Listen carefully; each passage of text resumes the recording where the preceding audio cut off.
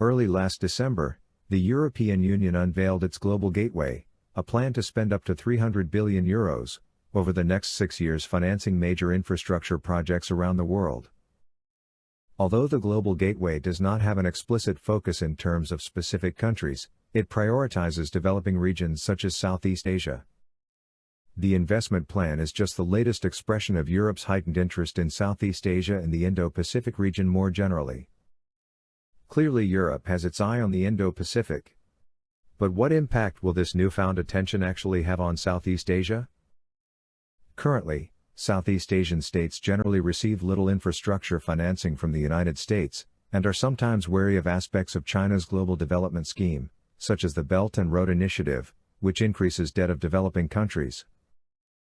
France has sent warships and nuclear attack submarines into the South China Sea, part of an increasingly assertive French naval policy in the Pacific, and Germany also sent a naval vessel to the region for port calls last year.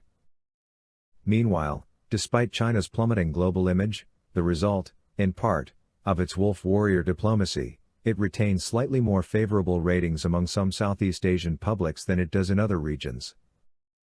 China has also made Southeast Asia a major target of the Belt and Road Initiative, or BRI, which offers a means to upgrade the region's decaying physical and digital infrastructure.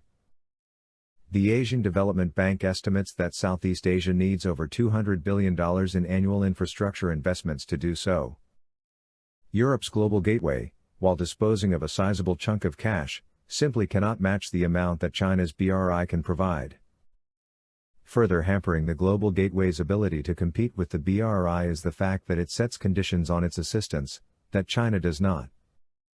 The EU's plan prioritizes democratic values and transparency among recipients, values increasingly hard to come by in many Southeast Asian states like Myanmar and Thailand.